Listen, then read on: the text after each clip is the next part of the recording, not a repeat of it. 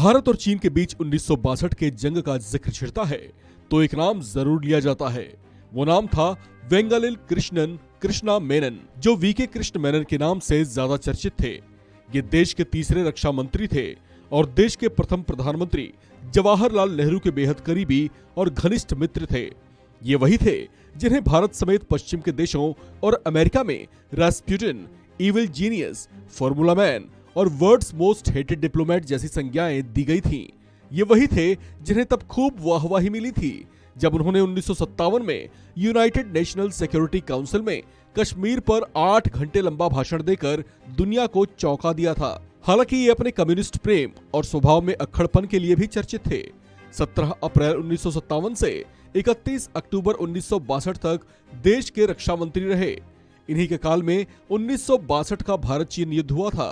इसी युद्ध की वजह से वीके कृष्ण मेनन पर कई तरह के आरोप लगाए गए थे।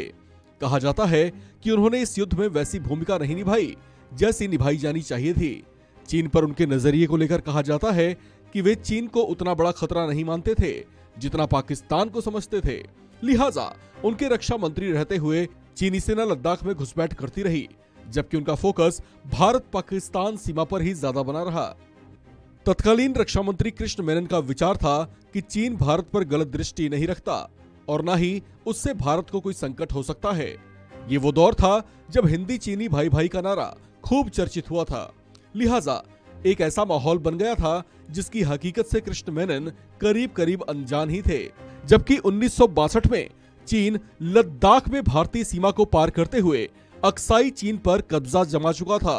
उस दौर में बीएस कॉल भारतीय सेना में जनरल थे, जो पूर्व जनरल थिमैया की रजामंदी के बिना ही जनरल के पद पर पदोन्नत कर दिए गए थे। जिस दौरान लद्दाख में चीन की घुसपैठ चल रही थी, उस समय जनरल थिमैया ने रक्षा मंत्री रहे कृष्ण मेनन को सलाह दी थी कि वो पाकिस्तान के अलावा चीन सीमा पर भी भारतीय फौज की तैनाती पुख्ता करवाएं।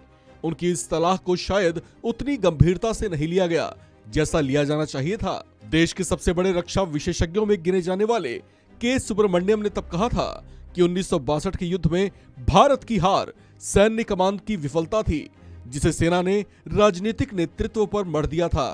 एक किताब जिसका शीर्षक है इंडियाज चाइना वॉर, जिसमें नेविल मैक्सवेल ने लिखा कि इस युद्ध ने सबसे बड़ा नुकसान मेनन को पहुंचाया था। इस किताब के जरिए उन्होंने ये दावा भी किया कि ये युद्ध दरअसल माओ का युद्ध था, क्योंकि माओ ने भारत को सबक सिखाने का फैसला किया था। भारत की करारी हार के बाद तत्कालीन रक्षा मंत्री मेनन के इस्तीफे की मांग उठी। हालांकि नेहरू उनका इस्तीफा स्वीकार नहीं करना चाहते थे, लेकिन बढ़ते दबाव के आगे उन्हें भी झुकना पड़ा। इस खबर में फिलहाल इतना ही। बाकी अपडेट्स के लिए बने रहिए वन इंडिया हिंदी के साथ।